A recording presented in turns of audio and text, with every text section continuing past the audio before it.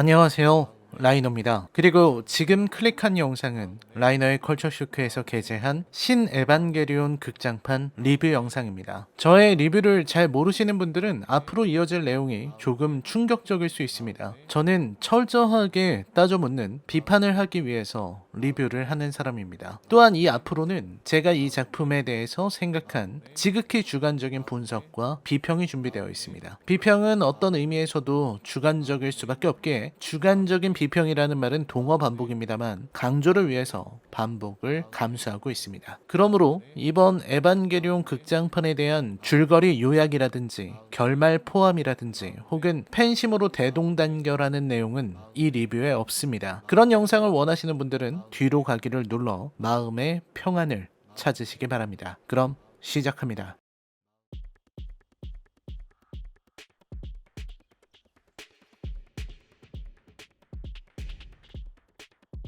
신세계 에반게리온은 일본 애니메이션의 역사를 뒤바꾼 문제작이자 세기말 일본의 애니메이션 수준을 결정지은 사상 최고의 작품이다 라고 생각하던 시절이 제게도 있었습니다. 제가 에반게리온을 접한 건 1990년대 중반이었죠. 그때는 자막도 없는 비디오 테이프, TV 애니메이션을 비디오로 녹화한 물건이 돌아다녔습니다. 이후 한글 자막을 입힌 버전이 돌아다녔습니다. 하지만 대부분 해적판이었어요. 어쨌든 우리나라에서 에반게리온은 생각보다 많이 보였습니다. 당시에는 나름 유행이었으니까요. 저도 에반게리온 굿즈를 사겠다고 한국에 생긴 가게들을 돌아다니곤 했습니다. 우리나라 1세대 오타쿠의 탄생은 역시 PC통신 시절로 봐야 할 것 같은데 저는 1.5세대 정도 될 겁니다. PC통신 시절에는 조금 어렸고 에반게리온이 한창 센세이셔널한 반응을 일으키고 지상파 방송에서 에반게리온 현상을 분석하는 프로그램을 내기도 하던 시절이니까요. 말하자면 저는 에반게리온 직격 세대입니다. 그 시절의 오타쿠들이 그러했듯이 에반게리온은 저에게는 하나의 바이블 같은 것이었습니다. 물론 당대의 애니메이션에 훌륭한 작품이 없었던 건 아니었습니다. 80년대로 돌아가면 토미노 요시유키가 있었고 미야자키 하야오가 있었죠. 하지만 에반게리온이 지닌 묘한 맛에는 뭔가 독특한 게 있었습니다. 하물며 가이낙스의 다른 작품들도 에반게리온에는 비할 수 없었어요. 참으로 재밌는 일입니다. 지금 생각해보면 에반게리온보다 작품성이 뛰어나고 완성도도 높으면서 예술적 가치가 뛰어난 작품들이 일본에 즐비한데 에반게리온의 이 독특한 맛에는 고유한 개성이 있어서 순식간에 사람을 빠져들게 만듭니다. 에반게리온은 당시에는 사회현상이었습니다. 저는 이 부분에 있어서 에반게리온의 강력한 영향을 조금도 부정하고 싶지 않습니다. 신세계 에반게리온은 결국 세카이계의 거대한 흐름의 중심에 있으면서 동시에 일본 애니메이션의 힘을 보여주는 작품이었습니다. 신세계 에반게리온이 성공한 이후에 우후죽순 에반게리온을 따라하는 작품들이 쏟아졌습니다. 거대 메카, 소년과 소녀, 세계의 운명, 비관적인 세계관. 어떤 작품은 에반게리온보다 더 메카에 집중했고 어떤 작품은 세카이계의 특징이라 할 수 있는 세계의 운명을 쥔 소녀에 집중했고 어떤 작품은 그 비관적인 세계에 더욱 집착했습니다. 그래봐야 어떤 작품도 이 에반게리온에는 미치지 못했습니다. 에반게리온의 성공의 이유는 이미 많은 이들이 분석을 내놓았으니 제가 굳이 반복할 필요는 없을 겁니다. 다만 제가 지지하는 분석은 신세기 에반게리온이 지닌 자극적인 면, 즉 지독하도록 상업적이라는 측면을 첫 번째 요인으로 들 수 있고 두 번째로는 얄팍하면서 동시에 현학적인, 그러니까 책 몇 권을 앞부분만 읽어놓고 아는 척하느라 정신없이 현학적인 용어를 늘어놓는 꼬맹이의 철학이 펼쳐지고 있다는 점. 세 번째로는 독창성을 조금도 가지지 못한 감독이 시전하는 레퍼런스의 향연이 익숙한 재미를 줬다는 점입니다. 조금 더 자세히 설명하자면 우선 상업적 측면은 분명합니다. 누가 봐도 늘었다는 것을 알 수 있는 여자 캐릭터들, 그리고 이들이 입는 플러그 슈트, 반복해서 역캐들의 노출을 보여준다는 점에서도 알 수 있듯 이 작품은 지극히 상업적인 태도를 취하고 있습니다. 그러면서도 당시의 일반적인 상업 작품들의 노선은 거부하는 이중적인 모습을 보여줍니다. 상업적 성공을 위해 미성년자의 몸을 탐하는 성적 코드는 가져가지만 여타의 작품과는 전혀 다른 노선을 향해 걸어간다는 점에서 독특한 면모를 보였죠. 또한 감독 자체가 철학적 담론을 하는 데에는 큰 인연이 없는지라 알기 쉽고 말하기 쉬운 것을 부분을 잘 취사 선택해서 사용하고 있습니다. 그래서 뭔가 어렵게 보이면서도 알 수 있을 것 같은 얄팍한 지적 허영심을 충족시키는 이야기를 펼칩니다. 유독 일본 오타쿠 컨텐츠들이 이런 태도를 보이는 경향이 있습니다. 굳이 말하자면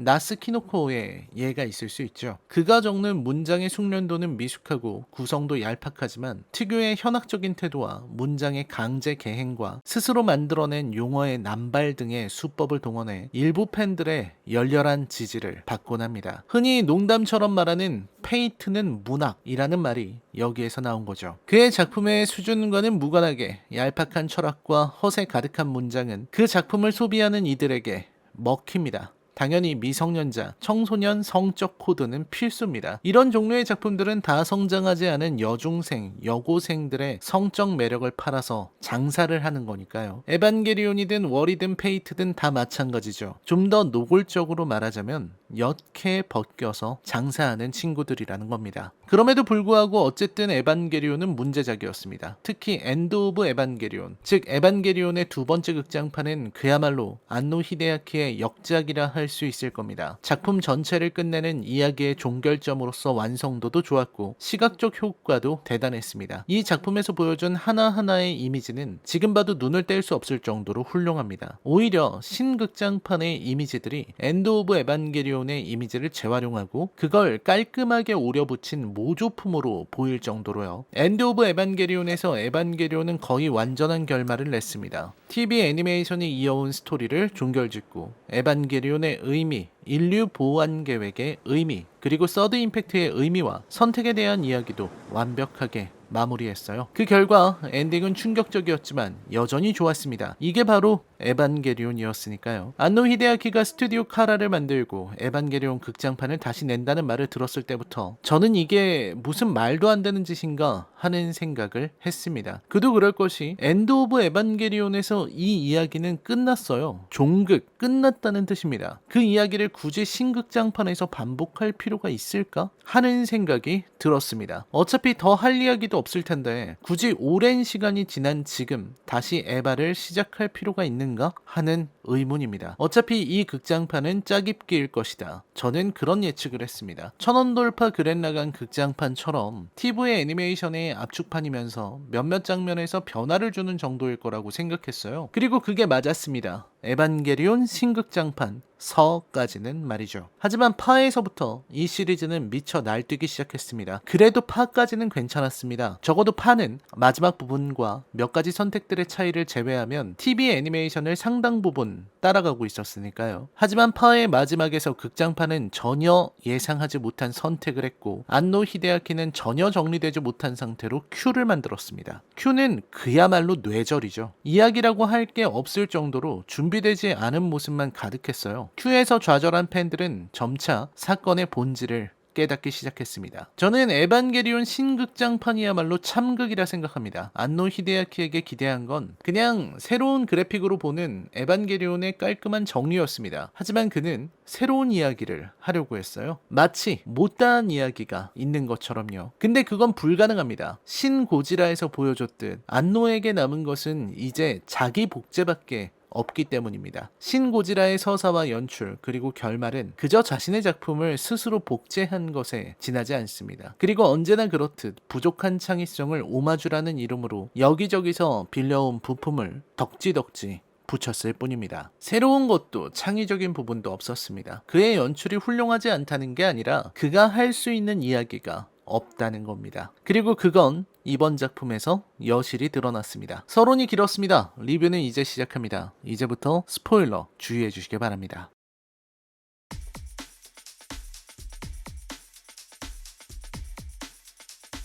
그야말로 눈물의 똥꼬쇼가 아닐 수 없습니다. 그도 그럴 것이 일단 안노는 서와 파에서 그럭저럭 잘 해냈습니다. 서는 TV 애니메이션의 총지편이면서도 약간씩 뉘앙스를 다르게 전개했고 파에서는 신 캐릭터와 함께 아스카의 캐릭터 변화, 레이의 재해석, 기존의 에반게리온에서는 상상하기 어려웠던 분위기와 전개로 인해 호평을 받았습니다. 특히 마지막에 그 전개는 절정이라 할 만했습니다. 문제는 딱 거기까지. 안노가 빛났던 순간이 정확히 거기까지라는 게 문제입니다. 모든 문제는 큐에서 시작되었습니다. 큐는 존재 자체로 뇌절인 작품으로 사실 많은 떡밥과 다양한 정보와 불필요한 정보와 알아야 하는 설정과 안노도, 제작진도, 미사토도, 신지도, 겐도도 몰라도 되는 설정들이 질비했습니다. 그 설정의 바다에서 안노는 어떤 모습이었냐면 인문학 강연에 초대된 강사가 준비 하나도 안 하고 전공도 다른 분야라서 할 말이 하나도 없는데 강단에 올라가서 2시간을 버텨내는 그런 모습이었습니다. 그 태만한 태도에 고통받는 것은 강연 참석자들이듯 큐에서는 관객들이었죠. 문제는 큐에서 정말로 많은 짓을 저질렀기 때문에 마지막 극장판, 그러니까 신 에반게리온 극장판 리피트라고 읽어야 하는 이 작품에서 수습해야 할 것들이 너무 많아진 겁니다. 급기야 나오는 모든 등장인물들이 전원 다 설명충이 되어야만 하는 비참한 상황에 이르렀습니다. 그렇게 설명을 하고 또 해도 남는 것이 없다는 게 더 슬픈 일이죠. 초반 제3마을의 이야기는 아마 에바의 팬이라면 모두 그럭저럭 볼 수 있는 부분이었을 겁니다. 우선 검은 레이, 보통 쿠로레이 혹은 쿠로남이라고 부르는 모양인데 저는 검은 레이라고 지칭하겠습니다. 아스카가 신지와 검은 레이를 데리고 제3마을에 왔고 둘은 이 마을에서 적응하기 시작합니다. 굳이 요약하자면 다시 자폐가 된 신지와 검은 레이의 농촌 생활 적응기라고 할까요? 검은 레이의 이야기는 귀엽기도 하고 레이가 세상을 알아가고 호흡한다는 의미에서 신지에게는 중요한 하나의 단서를 던져주는 요소이기는 한데 그걸 풀어가는 장면이 지나치게 늘어진다는 점,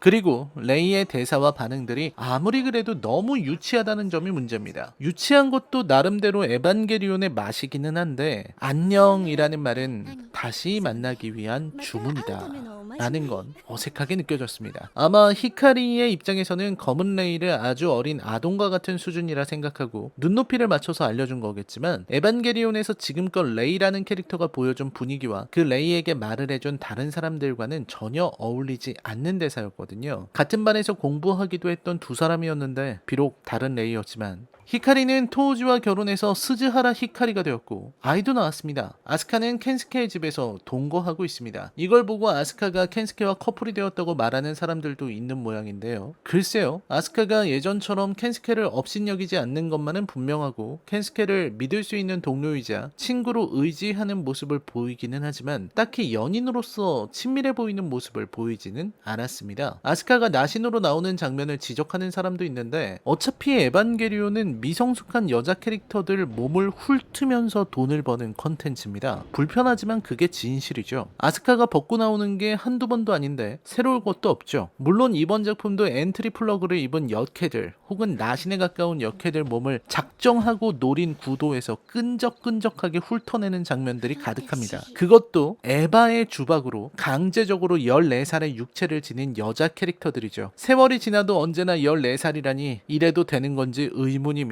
역시 일본은 뭐가 달라도 다른 모양이죠. 아스카가 핍박을 해도 신지는 반응하지 않습니다. 사실 신지의 입장에서는 지금의 상황이 충격적이기는 할 겁니다. 큐에서 엄청난 일을 겪었으니까요. 깨어나 보니 네르프가 아니라 빌레였고 네르프랑은 적대적인데 주위 사람들은 아무것도 설명해주지 않고 자기더러는 아무것도 하지 말라고 하고 누구나 다 자기를 범죄자, 위험인물 취급하는 데다 DSS 초커의 목이 죄인 상태였죠. 거기에 파에서 그토록 구하려고 했던 레이와 똑같이 생긴 레이의 아버지 겐도에 세상 모든 걸 다 알려주겠다면서 나타난 카오루는 목에 있는 폭탄이 터져서 참혹하게 죽어나간 통에 신지의 정신은 파괴되었습니다. 아니 그런 일을 당한 14살 어린애한테 밥 먹으라고 입에 쑤셔넣는 아스카가 가혹한 거 아닌가요? 아무튼 이 시키나미 아스카는 평범한 인간이 아니라 아야나미 타입과 같은 복제인간 클론이었다는 것이 밝혀집니다. 아스카는 모든 것을 설명합니다. 아야나미 타입은 감정이 프로그래밍 되어 있어서 세 번째 아이에게 호감을 느끼게 되어 있다는 점도, 아스카 본인이 신지를 좋아했던 것은 사실이지만 이미 14년의 시간이 흘러 어른이 되었다는 것도요. 신지는 큐에서 14년을 그냥 보냈으니 둘 사이에는 14년의 간극이 있습니다. 그리고 에반게리온은 그 지긋지긋한 이름 지어주기 이야기를 좀 하려다가 신지가 아야나미는 아야나미다 라는 말을 하고 레이는 그 자리에서 사망하고 퇴장합니다. 초반에 거의 1시간을 잡아먹은 검은 레이의 이야기는 레이가 자신의 몸의 한계를 깨닫고 신지에게 워크맨을 돌려준 후 자기는 LCL화되어서 사망하는 게 마지막이죠. 신지는 마치 카오루를 잃듯 레이를 잃죠. 그리고 여기에서부터 엄청난 변화가 생겨나게 됩니다. 바로 신지가 그 트라우마를 그냥 이겨낸 겁니다. 괜찮아, 이제 성장했다, 뭐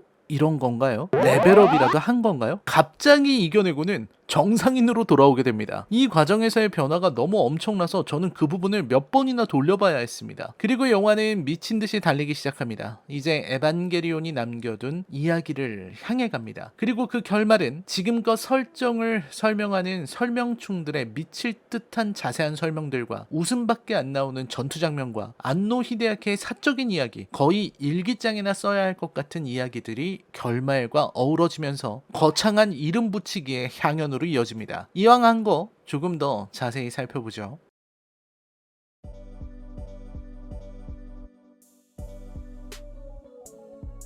후반부 진행을 압축해보면 이렇습니다. 다시 트리플 A 분더에 탄 신지, 그리고 빌레는 겐도의 계획을 저지하기 위해 세컨드 임팩트의 폭심지로 나아갑니다. 그곳에서 또 다른 분더의 공격을 받고 에바 인피니티 등 쉽지 않은 저항을 맞닥뜨리지만 아무튼 아스카의 2호기는 13호기에 도달하죠. 이때 아스카의 2호기에 AT 필드가 발동되자 이를 중화하기 위해 아스카는 스스로 사도화합니다. 한쪽 눈의 안대 안에는 침식했던 제9사도가 봉인되어 있었습니다. 안대 풀면 비밀이 숨겨져 있거나 강해지는 건 일본 만화에서 종종 나오는 소재죠. 자라키 켄파치라든가. 하지만 아스카는 실패하고 아스카 오리지널과 접촉하자 형체가 사라집니다. DSS 초커를 발동시키지만 소용없는 짓이었죠. 이에 13호기는 2호기의 엔트리 플러그를 얻게 되고 겐도가 마침내 자신의 계획을 소상히 다 설명해주기 시작합니다. 지금까지 에반게리온이 얼마나 불친절했는지를 생각해보면 상전벽회죠. 문제는 그 친절한 설명이 주는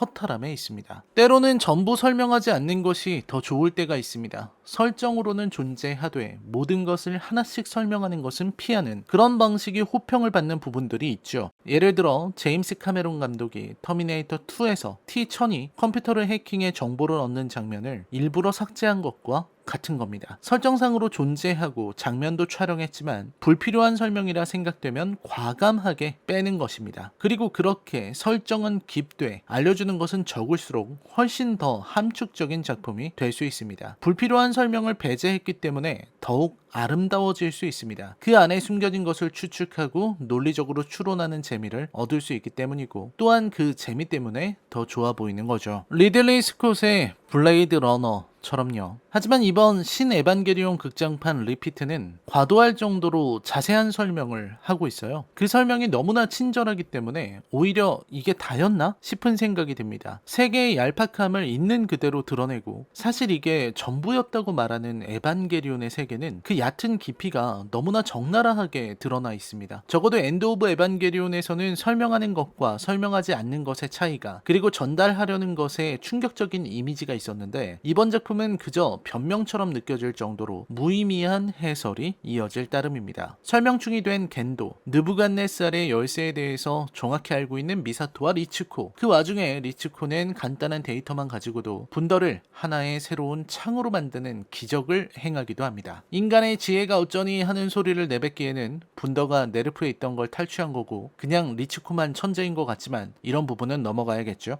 핵심은 단 2개인 줄 알았던 창이 아주 많다는 겁니다. 이런 부분에서 이제 설정 따위는 아무래도 좋다는 태도가 엿보입니다. 니어 서드 임팩트라는 괘씸한 네이밍에 이어서 이제는 포스 임팩트에 에디셔널 임팩트, 마이너스 우주에 에바 이매지너리까지 이어집니다. 고유 명사를 남발하고 거창한 이름 짓기를 좋아하는 특유의 중2병 스타일이 여전히 이어지고 있음을 보여주는 대목이라 하겠습니다. 세컨드 임팩트로 바다를 정화, 서드 임팩트로 육지를 정화, 그리고 포스 임팩트로 영혼을 정화하겠다는 겐도. 중요한 건 겐도의 목적이고, 겐도의 목적은 이미 알려진 대로 유이와 만나는 것. 그러니까 겐도는 여전히 사랑하는 여자를 다시 만나기 위해서라면 인류는 파멸해도 좋다고 믿는 과대망상증 환자입니다. 문제는 그가 그 과대망상을 실현할 수 있는 능력을 갖추고 있다는 거겠죠. 그리고 무슨 일인지 해탈의 경지에 이른 깨달은 자 이카리 신지가 모든 것을 해결하고 네온 제네시스에 이른다는 이야기입니다. 이게 뭔 멍멍이 소리인가 싶지만 영화 내용이 이래요. 간단하게 핵심만 비판하도록 하겠습니다. 일단 변명이 너무 깁니다. Q에서 미사토가 왜 그랬는지를 설명하기 위해서 굳이 미사토의 사연을 구구절절 늘어놔야 했고, 겐도는 끝나가는 와중에 자신이 왜 그랬는지를 전부 설명해야만 합니다. 이 모든 것이 Q에서 쌓아놓은 분변을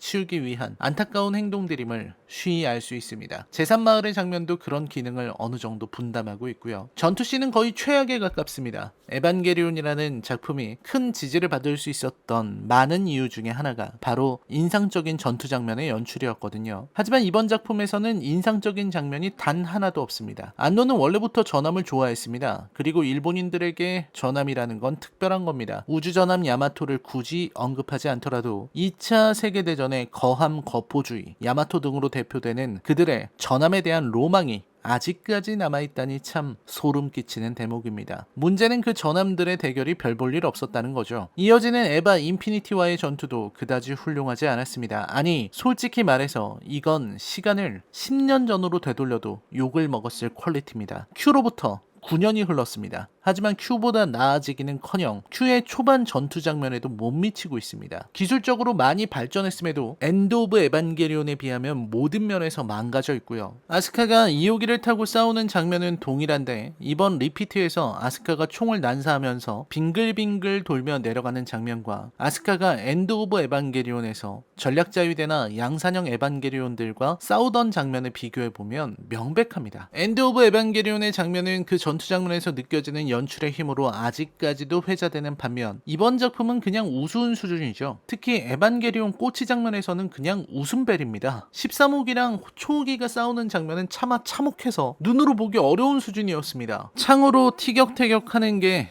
에반게리온 최후의 장엄한 전투라니 맙소사. 배경의 아름다운 그림들과는 대비되는 미흡하고 아니하고 시대착오적인 액션 장면들이었어요. 게다가 작화도 이상하고요. 전투 장면이나 애니메이션의 전반적인 완성도나 수준이 떨어지는 대신 에반게리온의 마지막을 장식하는 작품으로서 서사에 충실하냐 하면 또 전혀 그렇지 않습니다. 일단 신지가 제일 문제입니다. 앞에서 말했듯 신지의 각성에는 설득력이 부족합니다. 검은 레이의 죽음을 보고 각성했다고 해도 어딘지 모르게 이상합니다. 신지는 그냥 각성을 막 해버렸어요. 그래도 검은 레이의 죽음을 봤으니 각성도 가능한 것 아닌가 하고 생각할 수 있습니다. 네, 좋습니다. 신지가 다시 초호기에 타는 장면도 그냥 웃기는 수준이지만 넘어가고, 어쨌거나 겐도는 신지가 초호기를 타는 것을 방치했고 둘은 대결을 펼칩니다. 이때 메타픽션적인 연출이 이어집니다. 에반게리온이 싸우는 곳이 사실 신지가 이제껏 출연했던 배경들의 반복이고 이들은 마치 특촬물을 찍는 것 같은 세트장에서 싸우고 있습니다. 감독인 안노가 특촬물의 팬, 특히 울트라맨 시리즈와 같은 작품들의 팬이라는 건 널리 알려진 사실이고 이번 작품에서 에반게리온의 어설픈 움직임들도 특촬물 특유의 느낌을 살리기 위해 주문한 거라는 말이 있지만 그보다 중요한 건 어설픈 움직임은 의도했든 의도하지 않았든 어설프게 보인다는 겁니다. 의도했다는 식의 포장이 통하지 않는 이유죠. 아무튼 그 싸움 이후에 신지는 겐도의 마음속으로 들어갑니다. 이미 신이나 다를 바 없었던 겐도 역시도 아들을 무서워해서 AT 필드를 발동합니다. 모든 이들의 AT 필드를 없애고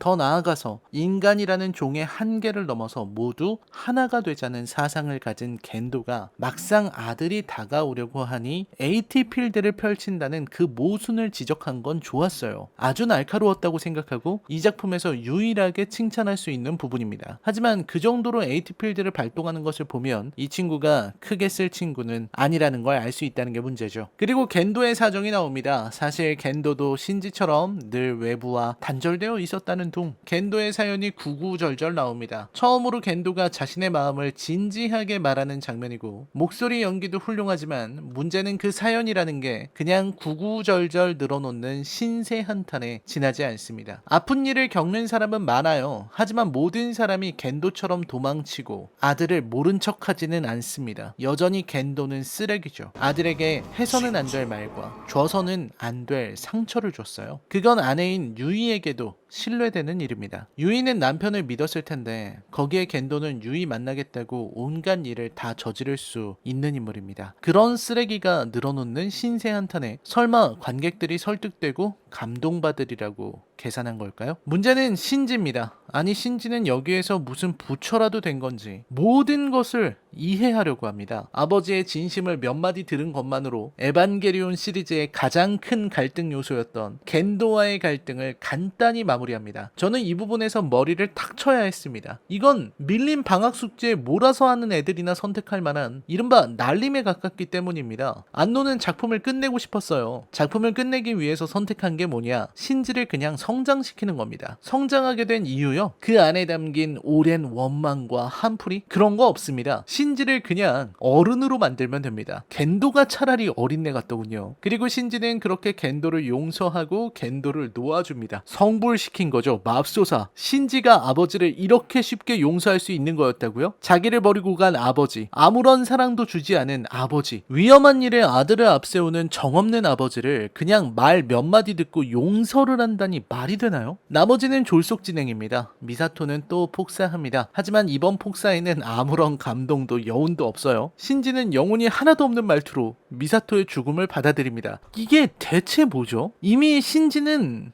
이제 사람처럼 보이지도 않아요. 엔드 오브 에반게리온에서 신지가 미우면서도 가슴이 쫄깃했던 것은 신지가 어린 소년이고 소년이 감당하기에는 너무나 큰 일이 벌어졌다는 것 때문에, 그리고 미사토가 총에 맞으니 신지는 어린아이답게 기겁했고 미사토는 그런 신지를 진정시키고 신지를 살리기 위해서 키스를 해주고 헤어졌어요. 그때 신지가 받은 충격이 고스란히 드러나는 부분이 훨씬 더 좋았습니다. 적어도 작품을 진지하게 바라보도록 만들어요. 이번 작품 리피트는 전혀 진지하지가 않습니다. 모든 것이 신지가 만들어낸 특촬물이라 그런지는 모르겠지만 아스카를 대하는 태도도 레이를 대하는 태도도 그냥 그렇습니다. 아스카는 드디어 성장한 모습이 나옵니다. 마리는 뭘 알고 있는지 마이너스 우주 그 안에 히메가 있을 거라고 말했고, 여기에서 신지는 오리지널과 결합한 시키나미 아스카를, 그러니까 아마 파에서 나왔던 그 아스카와 결합된 진짜 아스카라고 봐야겠죠? 아무튼 그 인물과 마주하게 됩니다. 그 아스카는 14년의 세월이 한 번에 와서 28세가 되었고 엔트리 플러그가 찢어질 정도로 성장했습니다. 그리고 신지는 좋아했었다는 말을 하고서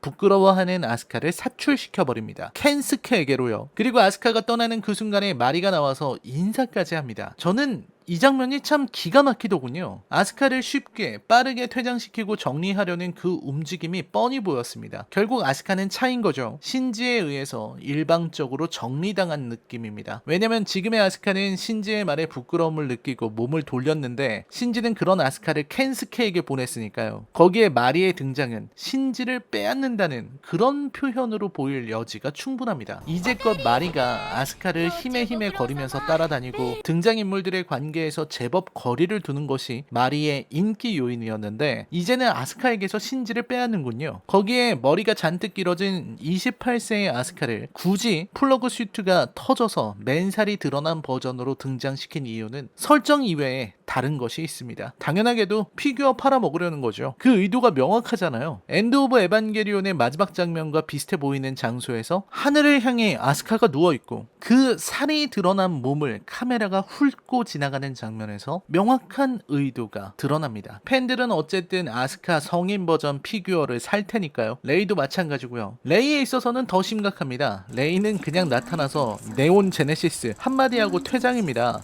물론 대사 더 했지만 출연 분량이 1부는 되나요? 파에서 신지가 그렇게 구하려고 했던 레이인데 이제 신지에게 레이는 그냥 정리해야 할 대상에 지나지 않습니다. 그리고 이러한 변화가 왜 어떻게 일어났는지 전혀 설명하지 않습니다. 그러니까 감독이 이 작품을 끝내기 위해서 신지를 무슨 성자처럼 만들어서 벌어진 일입니다. 신지는 그냥 도구로 전락했어요. 이 작품은 망했고요. 그 와중에 나기사 카오루는 자신의 행복을 위해서 신지를 도와줬다는 것, 이 모든 루프의 원흉과도 같은 존재이면서 동시에 생명에서의 신지 이름 써놓고 정작 신지를 제대로 파악 못해서 매번 삽질만 일삼아온 멍청한 존재였음이 드러납니다. 이게 카오루의 결말이라니 참으로 답답합니다. 차라리 TV 애니메이션에 내 마음을 배신했겠다 하면서 신지가 목을 따버리는 게 낫지 않았을까요? 전반적으로 연출이 밋밋하다 못해 심심합니다. 많은 장면이 엔드 오브 에반게리온에서 가져온 장면들인데 연출의 참신함, 깊이, 디자인의 파격이라는 측면에서 엔드 오브 에반게리온의 발끝에도 미치지 못하는 못하는 수준입니다. 엔드 오브 에반게리온은 지금 봐도 영상에서 눈을 떼기 힘들 정도로 그 구성이나 임팩트가 완벽했어요. 하지만 리피트는 그냥 기괴하기만 하고 별다른 의미도 찾아보기 어렵습니다. 의도는 설명충들이 시시할 정도로 다 설명해 두었고, 설정이라고 준비한 건 뜯어먹을 것도 없고, 전투 장면은 힘이 빠지고, 알고 보니 특촬물 촬영이었고, 신지가 보여주는 네온 제네시스는 헛웃음밖에 안 나오는 유치한 결말이죠. 흔해 터진 루프물에 마지막에 보여준 엔딩은 결국 마리와의 결합. 에반게리온에서 빠져나오고 싶었던 안노 히데아키라는 사람이 자기가 만난 현실의 아내와의 삶으로 인해 인생이 아름답다는 걸 깨닫고 결국 한다는 메시지가 너희들도 결혼해봐. 난 행복해. 이따위 결론이었다는 겁니다. 신지가 이 세계가 하나의 픽션이라는 것을 깨닫고 세계를 재구축하는 과정을 보임으로써 하나의 결말로 이끌고 시청자들 역시 그 결론에 대해 생각하게 만드는 하나의 매우 수준 낮은 메타픽션인 셈입니다. 정확히는 자전적인 아주 사적인 소설에 지나지 않아요. 굳이 이 작품에 대해서 평가를 내리자면 안노 히데아키라는 계획적이지 않고 창의적이지 않은 창작자가 에반게리온 제작진과 함께 만든 에반게리온 동인 작품이라는 게 제 결론입니다. 그냥 이 작품은 엔드 오브 에반게리온에서 끝낸 걸로 하죠. 그게 낫겠습니다. 작품의 마지막에 열차 선로 건너편에 카오루와 레이가 함께 있는 모습을 보이고 구석에서 찌그러져 게임이나 하는 아스카를 보고 있으면 참 여러 생각이 듭니다. 에반게리온 하면 떠오르는 대표 인물들이 지나가는 열차 한 대와 함께 온데간데 없이 사라지고 팬들에게는 이방인이나 다를 바 없는 마리가 신지의 손을 이끌고 만화의 세상에서 현실에 가장 가까운 바깥 세상으로 이끈다는 이야기에서 황당함을 금할 수 없습니다. 안노는 지금 자의식이 과잉된 게 아니라 에바를 끝내야겠다는 스트레스를 못 이겨서 자폭하고 있는 겁니다. 스스로 붕괴하고 있다고요. 에반게리온 팬들이 에반게리온 보고 싶댔지, 안노의 결혼 생활이 얼마나 행복한지, 그리고 그 알량한 훈계조의 메시지가 듣고 싶다고 한 건 아니거든요. 메타픽션을 통해 메시지를 전달하는 건 좋지만 그 메시지라는 게 지극히 개인적인 데다 지극히 평범하기 짝이 없어요. 그냥 동네 아저씨가 술 한잔 걸치고 해주는 인생 이야기만큼이나 영양가가 없다고요. 게다가 만에 하나 그럴 리는 없겠지만 이 작품이 그럴듯한 메시지를 전달했다고 치더라도 이 작품의 완성도가 좋아지는 건 아닙니다. 메시지로 작품을 평가해서는 안 됩니다. 메시지가 좋은 건 그만큼 좋은 주제를 함축하고 있다는 뜻이지만 주제만 좋다고 작품이 좋아지는 건 아니기 때문입니다. 앞에서 언급한 이 작품의 부족한 완성도는 결코 메시지 따위로 메꿀 수 없습니다. 그 외에 결말에서 어설프게 다양한 해석이 가능해 보이는 요소를 집어넣은 것도 기계적이라는 느낌을 받았습니다. DSS 초커를 풀어주는 장면에서 이제 해방되었다는 것을 의미하고 또 초커가 남았다는 면에서 여기가 마이너스 우주일지도 모르겠다는 상상도 하게 만들면서 성장이라는 측면과 에바의 주박은 그간 에반게리온이라는 작품에 목맨 사람들을 그리고 2D 캐릭터들이 실사의 세계로 나아가는 장면에서 졸업을 의미한다는 그런 끔찍한 해석이 난무할 게 뻔히 보이니까요. 참으로 아쉬운 작품입니다. 아무리 팬심으로 좋게 보려고 해도 안타깝기 그지없는 작품입니다. 이런 작품에서 의미를 찾아보고자 여러 철학책을 뒤지고 다양한 학문적 역량을 쏟아내며 해석하셨던 많은 분들에게 위로를 전합니다. 저도 엔드 오브 에반게리온이나 TV 애니메이션판에 나왔던 인상적인 장면들이나 대사들을 종종 인용하고는 했는데 이번 작품을 보고 나서는 이제 그럴 일도 없어질 것 같습니다. 에반게리온을 좋아하고 열광했던 세대로서 한 시대의 마무리를 보고자 했던 기대감은 사라졌습니다. 애초에 신극장판 시리즈는 단독 시리즈로서도 가치가 없습니다. 신극장판만 보고 이 작품을 이해할 수가 없기 때문입니다. 안노 히데아키는 당초 오락으로서의 에반게리온을 말했지만 나온 것은 안노의 자위행위로서의 에반게리온이었습니다. 특히 큐로부터 9년의 세월이 지났지만 발전은커녕 퇴보만 있었다는 점, 그 오랜 시간에 그 많은 인력을 들여서 이 정도 수준의 작품을 만들어내는 데 급급하다는 점에서 뭐라 할 말이 없네요. 에반게리온 시리즈에 대한 제 개인적인 평점을 나열하는 것으로 리뷰를 끝내려고 합니다. 10점 만점을 기준으로 에반게리온 신극장판 선은 6점, 에반게리온 신극장판 파는 7점, 에반게리온 신극장판 Q는 2점, 신 에반게리온 극장판 리피트는 3점입니다. 가장 높은 점수는 엔드 오브 에반게리온, 그 다음은 TV 애니메이션판으로 8점 이상의 점수를 줄 만한 일본 애니메이션의 문제작이자 수작이었다고 생각합니다. 아키라에는 미치지 못하지만 공각기동대와 같은 작품과는 어깨를 나란히 하거나 혹은 그 이상이라고도 할 수 있는 시리즈였음은 분명합니다. 그러니까 신극장판 말고 구작이 그렇게 훌륭했다는 말입니다. 라인의 컬처 쇼크 영화 리뷰는 계속됩니다. 저는 다음 리뷰로 찾아뵙겠습니다. 시청해주셔서 감사합니다.